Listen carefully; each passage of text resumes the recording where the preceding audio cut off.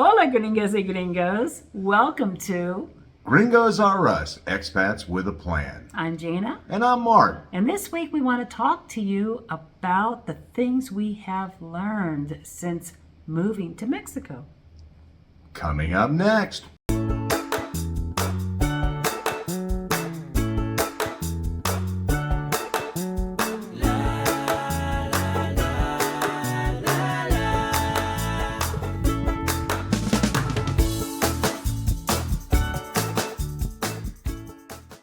Welcome back. And so, as promised, the things we've learned since moving to Mexico. And I think that to sort of help us keep it straight, we'll sort of start where we left off after we did the border crossing video. As we first got off of the immigration crossing, first thing we did was actually we had to go through Reynosa and prepare to be swarmed.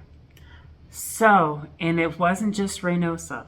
No. But when you stop at a red light in some of these cities, there will be people that will come to your car and they'll either try to sell you something or they'll want to clean your windshields. Yes. And sometimes they listen to the word no, and sometimes they do not. I'm going to say 90% plus. Right. When you say no, they just move right on. We encountered a couple that were a little more aggressive and just didn't want to take no. But sorry. Sorry, the answer was no. The answer was no at the beginning. so, So, but we got hit up with that in Reynosa, got our introduction to the stop sign assaults, or a stop light. And then we actually went, and right before the first toll booth, there's an Oxxo store, and went in and got our transponder. to Pase. Yep. And it was what? It was 150 pesos, and you can load however many pesos you want. There's increments. I put 1,000 on, and we used just about all of it. We have 154 pesos left after that trip.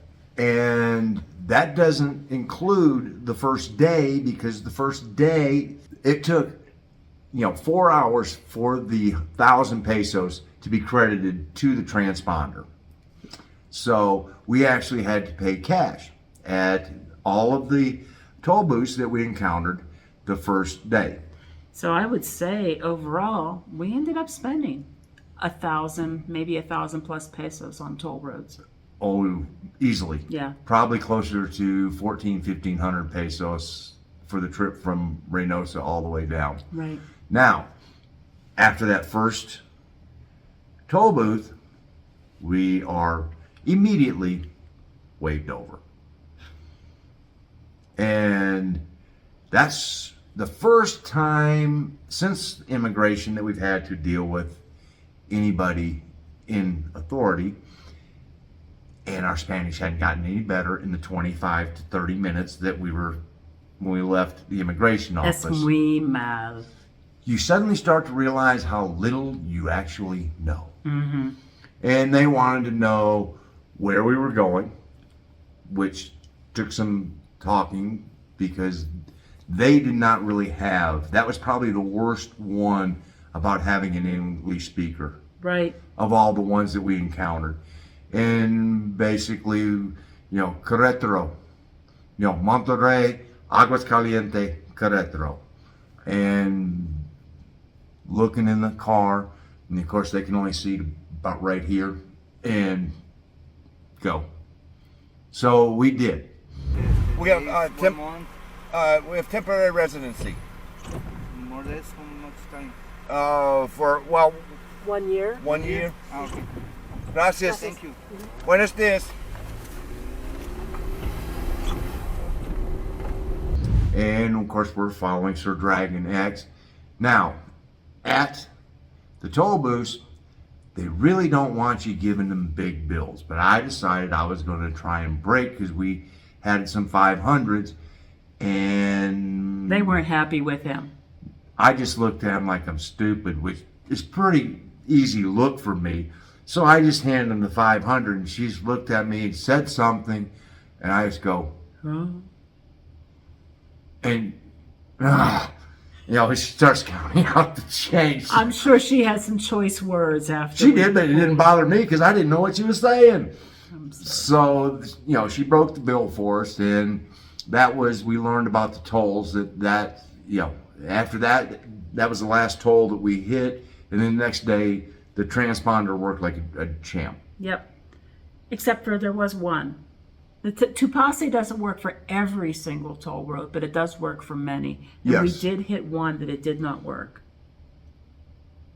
Yeah, that's true. Then we had to just pay I them. think it was 65 pesos or something like that.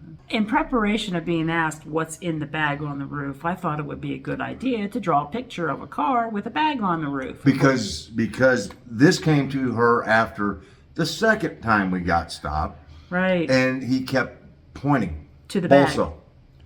You know, que está en la bolsa. And that's when I'm just going, I know what he's saying, but it's not computing, and the words are not coming to me at all. At all.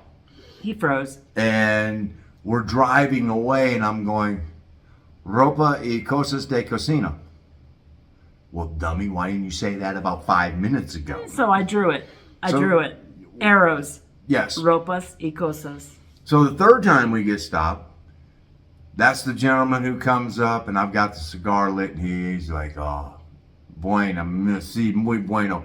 And she holds up the phone with the drawing and the words on it, and he just laughs and He goes, laughed so hard. Go on. go Yeah. on.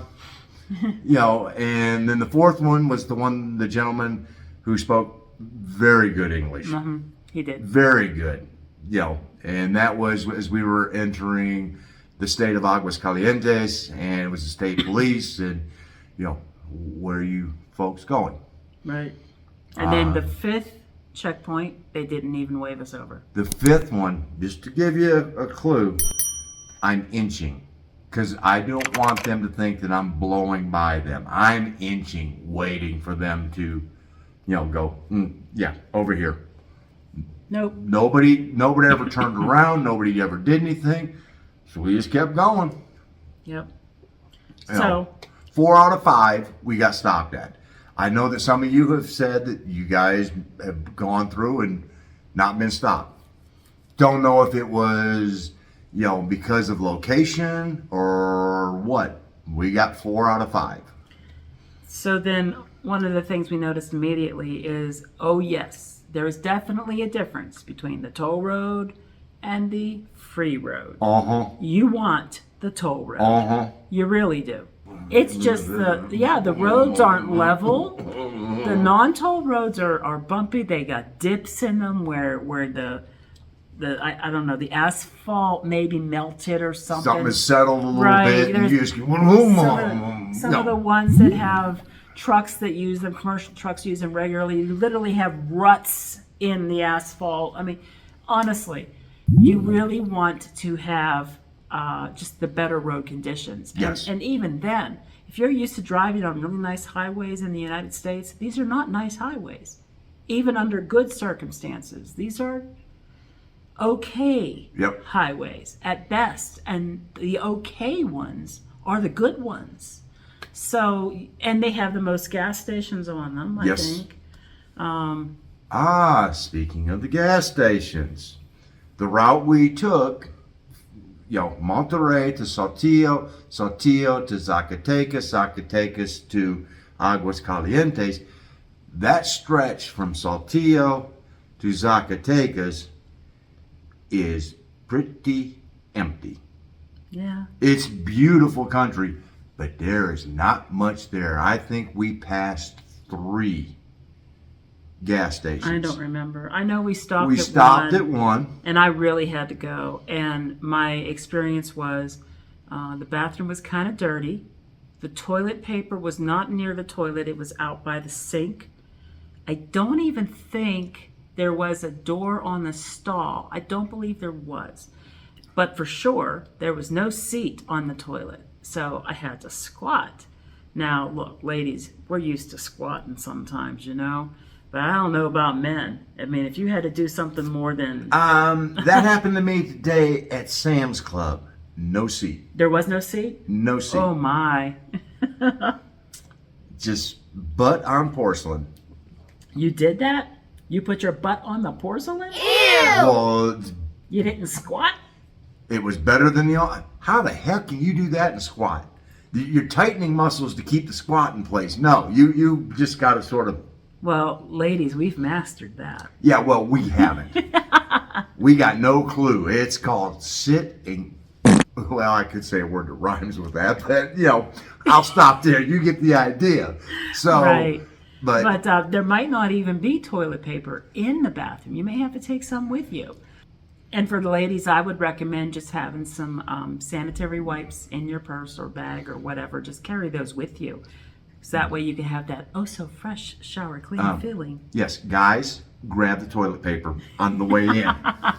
if that's what you got to do, you grab the toilet paper Do what you gotta on do. the way in. So, what about the driving? The Mexican style of driving. I need a drink. He's still struggling even today with the driving. It's foreign. It is. I mean, it is very foreign to the way that we are used to driving in the United States. It's a little more aggressive, but there's not as much of an adherence to lanes. It's very fluid. Very. The trucks drive over onto the shoulder, especially if they're going uphill. They don't want to hold up traffic. What we did notice was if it was going to be an unsafe passing situation, they pulled back over to keep you from passing. So they're actually sort of looking out for you. And then they would pull back over.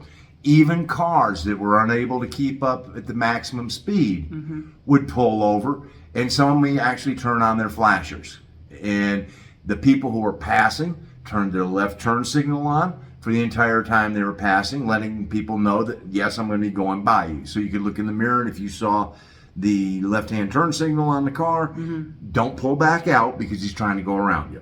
So one big thing are people on mopeds and bikes, motorcycles. You mean the So white liners? Basically, white liners. And man, In the cities? no joke, man. They are weaving in and out around vehicles.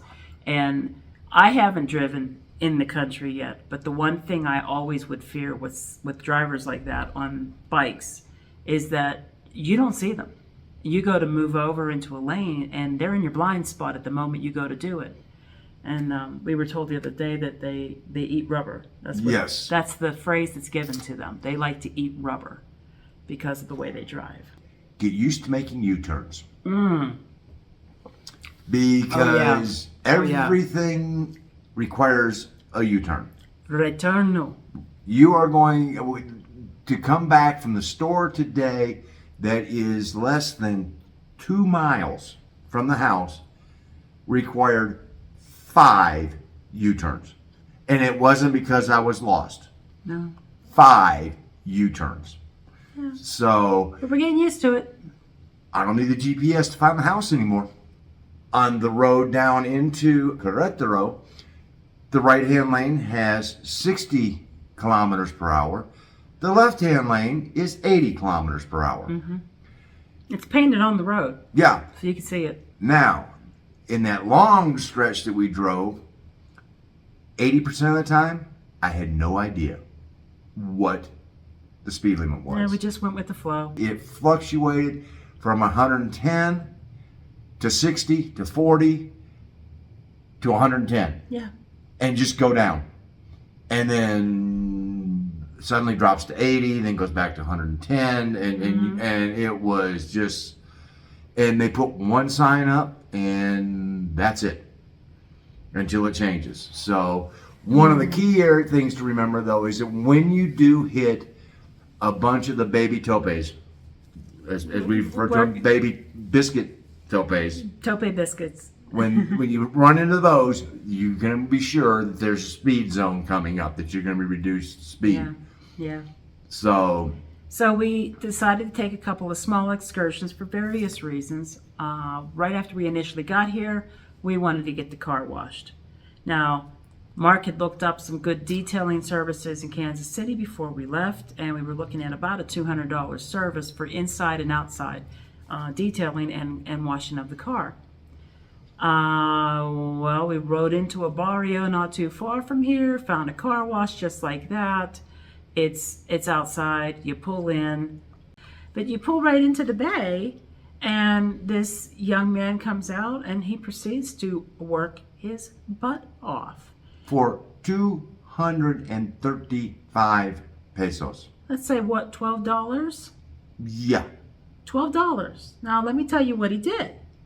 He washed the car, and it was covered in dirt Lord. from that ride. All the dirt, all the rain, all the bugs. From snow The bugs. to Yes. just that road grime of riding that day or day and a half with a little bit of rain going Right, on and right. spray from the. It was filthy. It was filthy. It was filthy inside and out. He vacuumed. He took all the mats out, vacuumed. He took the mat in the back, in the cargo area The cargo out mat and out. washed it. He cleaned all the interior, wiped everything down, did all the windshields. He did wet tire on the tires. He waxed $12. $12. Now, Yeah. I did give the young man 70 pesos because the longer I sat here and watched him work, it was like, no, he's getting a nice tip because Yeah. even 70 pesos is $4, give or take. Okay, Yeah. that was well worth it. He really did a great job. Yep. Then another little errand that we did was, well, we have a couple of little fur baby here.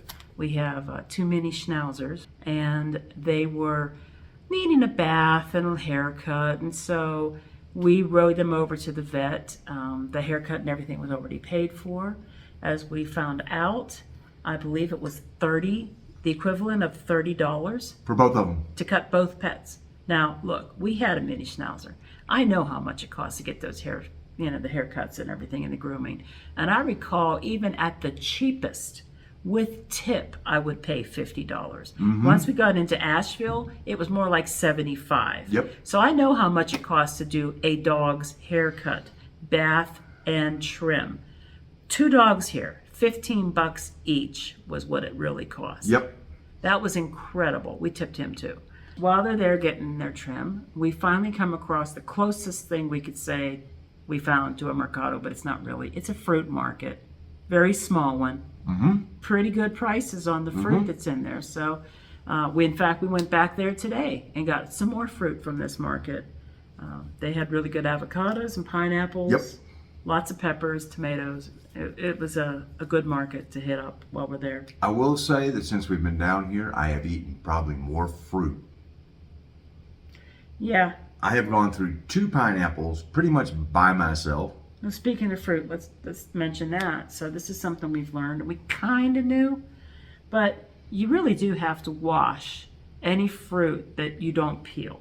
If you peel it, you're okay. If you're peeling it, it's okay. We're not just we're not going to put disinfectant on on a peel. a Right. pineapple because I'm Right. cutting all the But outside off. berries, Yeah, strawberries, blueberries, Right. any of the berries. the celery we bought when we went in. Yeah. So the fruit, I mean, I'm sure you've heard stories that you can pick up maybe gastrointestinal illnesses because the fruits and vegetables might be contaminated. Okay. It's very common practice here that people wash their fruits and vegetables. Oh yeah, another thing.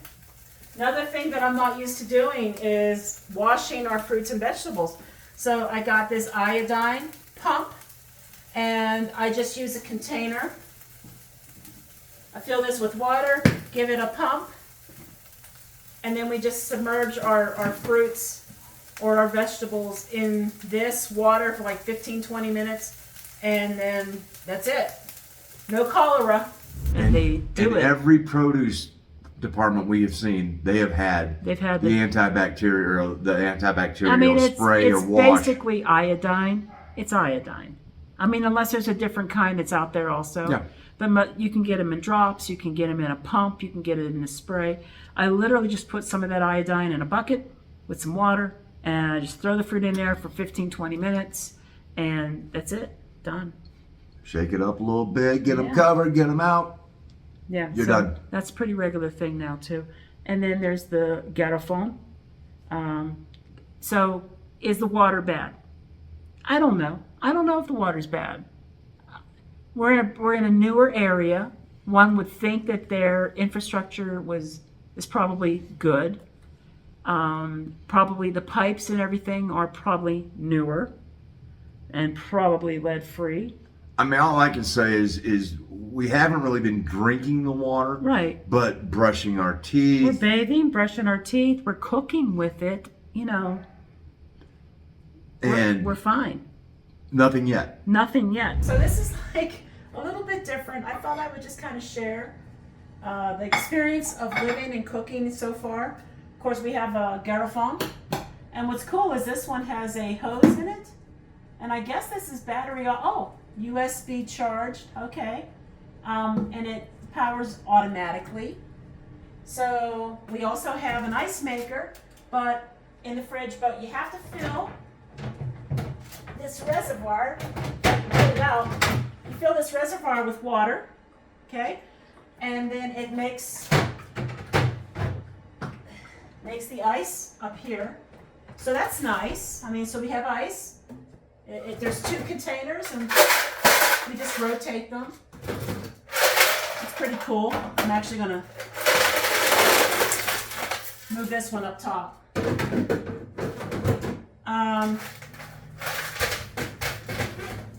So what I did is I got me some egg white and we bought eggs. Eggs are room temperature when you buy them, so I'm just leaving them at room temperature. Got some chorizo, but what I did yesterday is I bought some of these really thin cut steaks.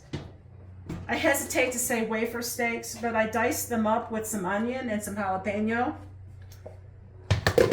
And the interesting thing for sure, this is very different and it takes some getting used to. This is a gas range and it does not spark to light, so you have to light it. I'm not used to doing that.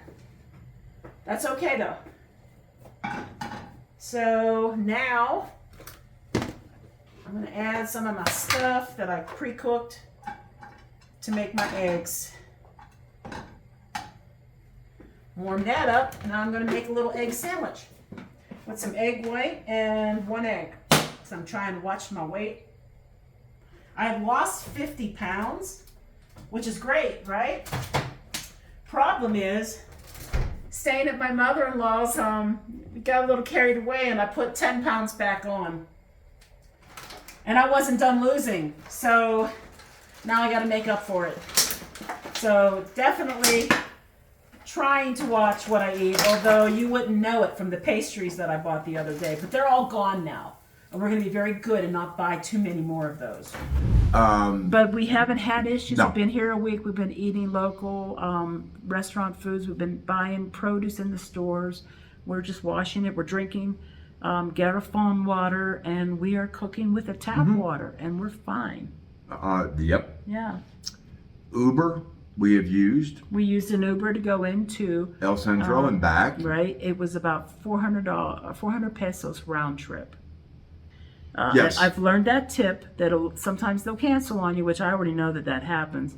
But I've read that tip that if you're paying cash, you're more likely to get somebody to pick you up. So yeah, I indicate that it's cash, and I pay them in cash and tip them in cash. But the rides were uneventful. Okay.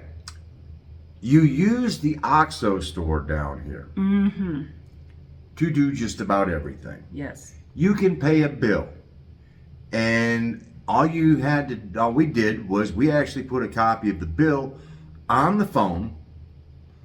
They There's just a scrolled, barcode. and there's a barcode, and they just scan it like they're scanning any other, like a bottle of Coca-Cola. And here's the price. You pay it. Done. Done.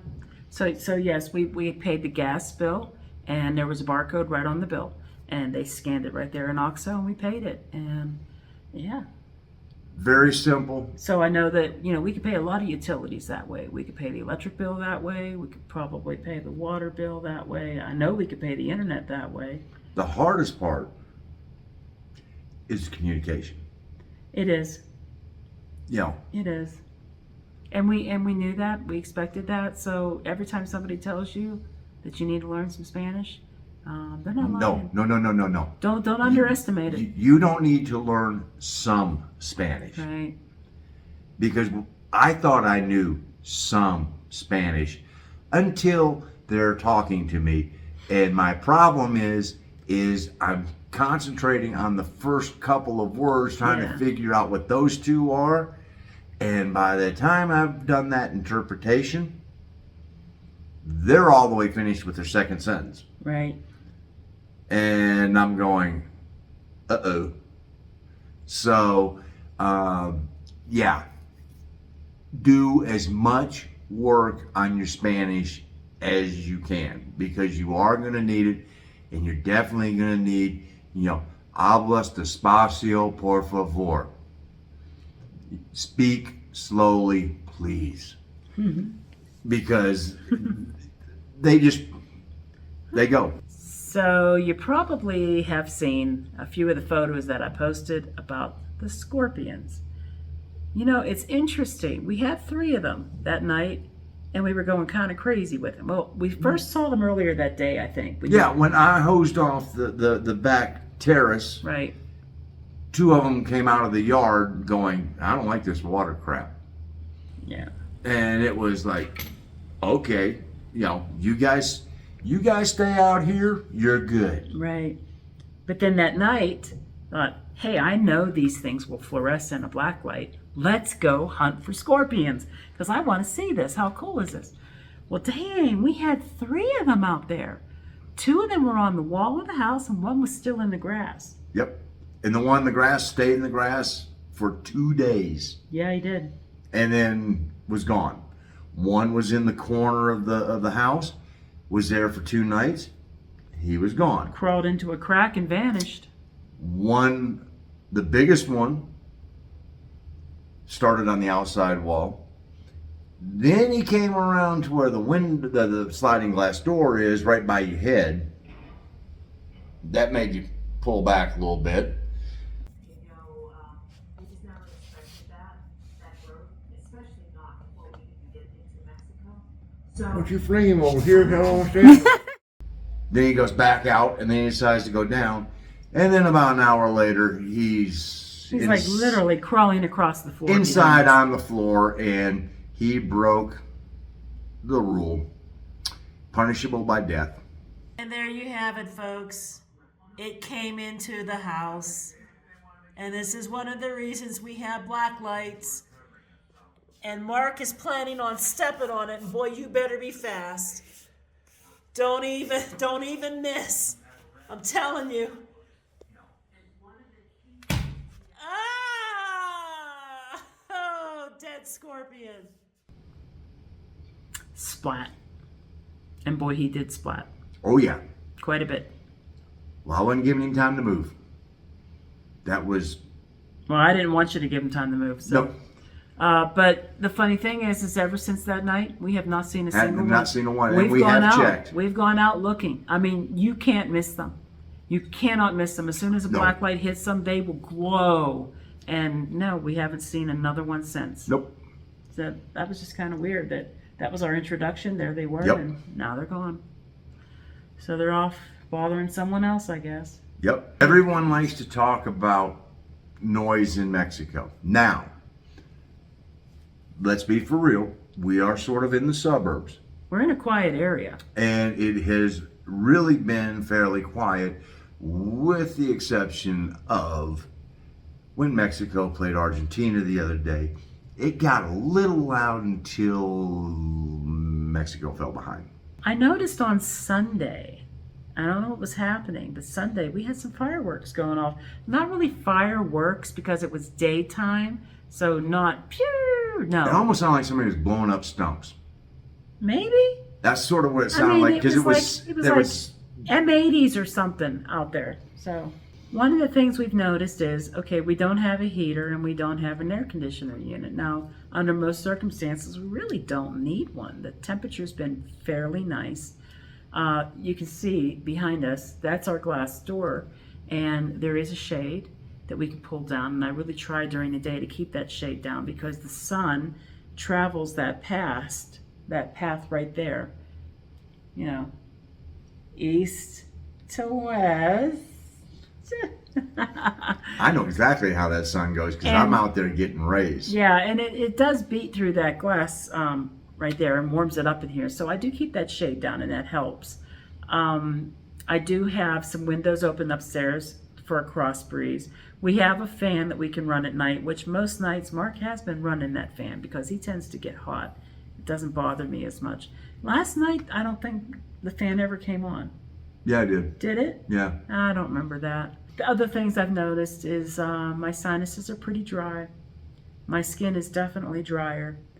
I'm drinking a lot more water than I normally did. I'm just drinking more. And when I do drink, it kind of hits me pretty fast. It's the altitude, I've been told. Ooh, yeah. I've been told it's the altitude that You'll see in an upcoming video. It does have an effect. Oh, goodness. Teaser for future video. Yeah. Other things that we've noticed. That's a magnetic clip. He's going to lose one, but I mean, look at that, guys. You can't do that with American money. Nobody's rushing you out the door when you eat. Nope. You're not. Take your time. Talk, drink. Nobody's pushing you out the door. They're not flipping tables.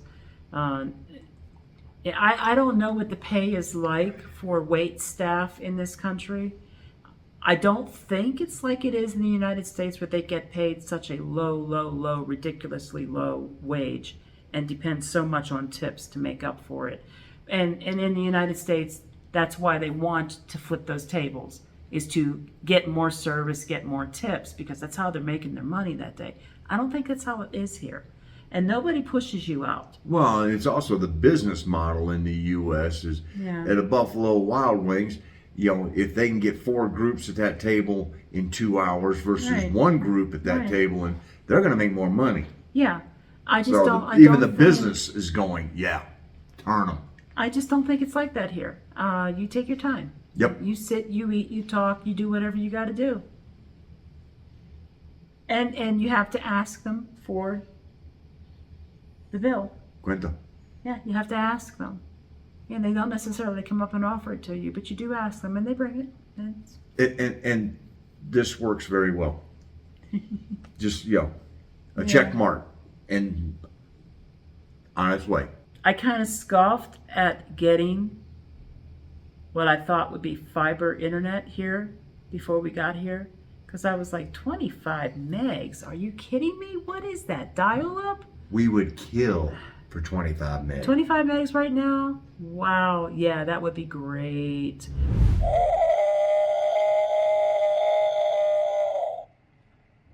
Because right now we're on whatever type of service it is, and it's, sometimes it's as fast as 12, sometimes it's as slow as 2, and that's the download speed. But there's been some adjustments since then. Yeah. So right now we're averaging, I want to say about 8 on the download, but there's been a boost on the upload.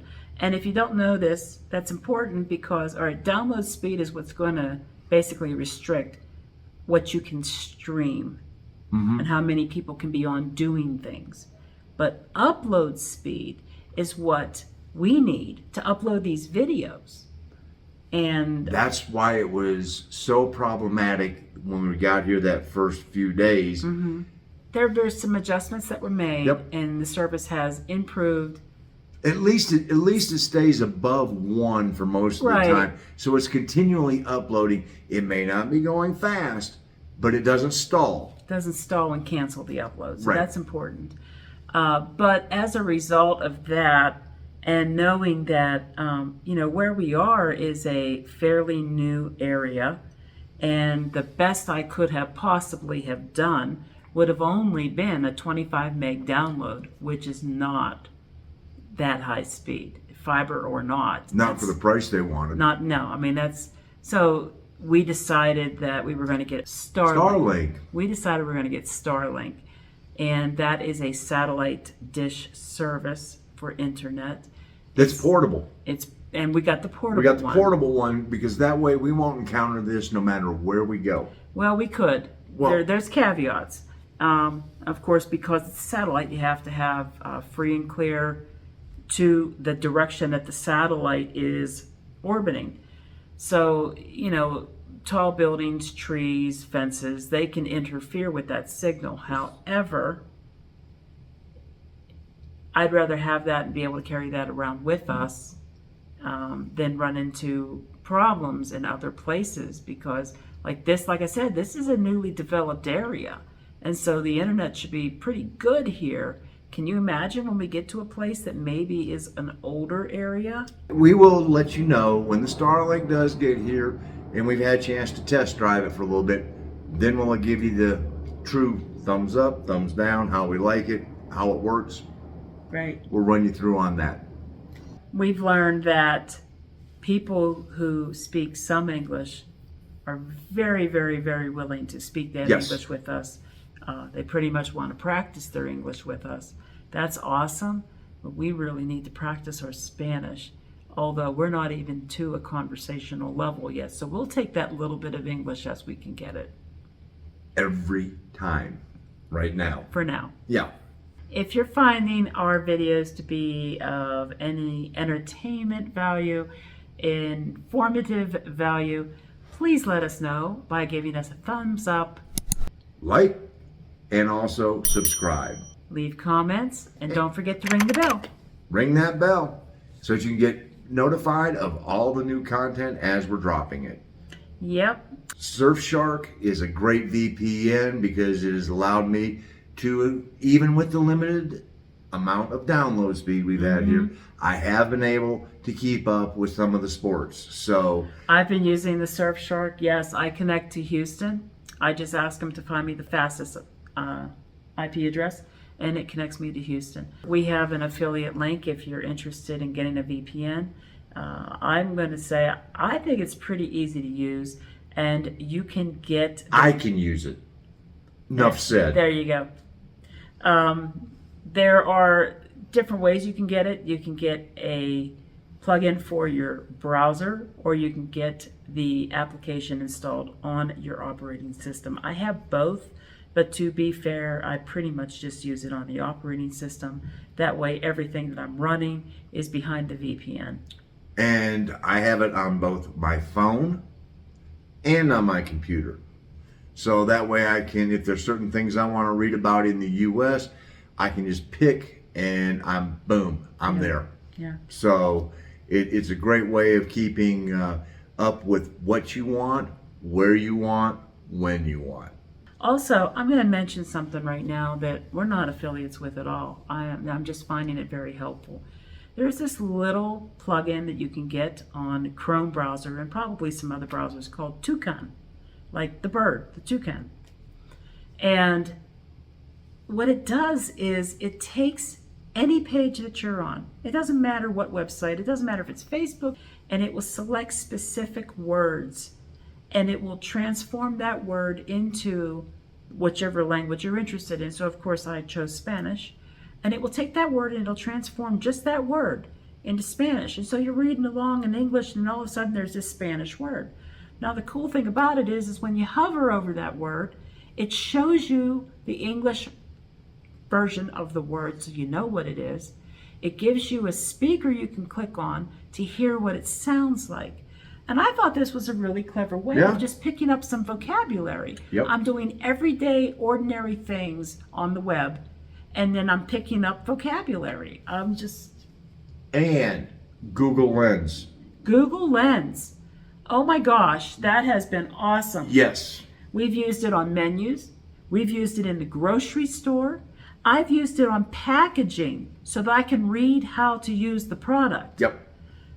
Used it on forms that we got from I&M. Yep. We use it all the time. You literally just take a picture of the item that you want to have translated. Hit translate. And it does a pretty good job. It's not perfect, but it definitely gives you what you need to know. Boy, it sure beats standing there looking at words that you're going, I have no idea. I mean, I went to go buy a bag of flour the other day so I could bake my sourdough English muffins, and there's like all these different types of bags of flour, but I don't know what the difference is between them, so I just started Google lensing them all to try to figure it out. It's a great little thing to have just so that you can actually function and not have to go, God, I hope I'm getting the right thing.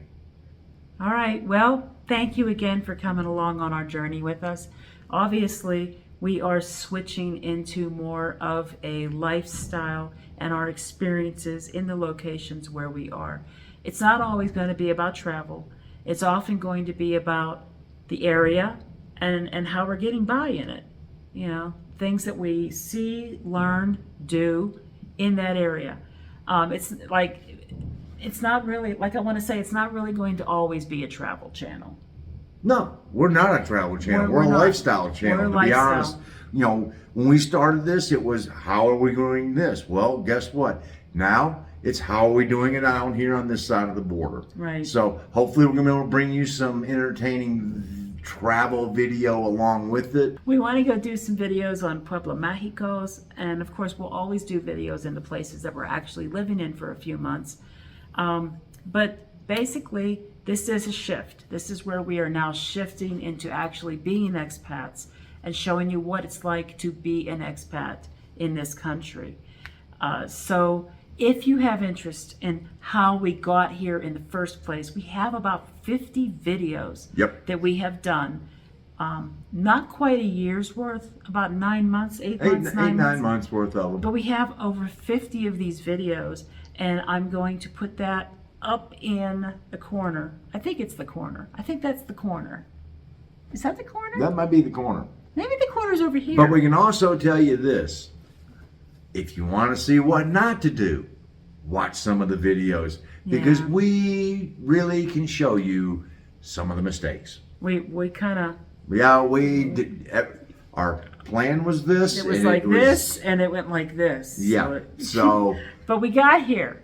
That's what's important. And Yep. we did things, we learned things along the way, and we shared what we learned with you. thank you for taking the time and spending it a little bit with us. And as always, we really appreciate all of you and sending the comments that you do, sharing the love. It goes right back to you. It does. Thank you so much. Absolutely. Until next time, we are Gringos R Us. Expats with a plan. Remember, We're doing it. You can too. Hasta la próxima vez. Adios.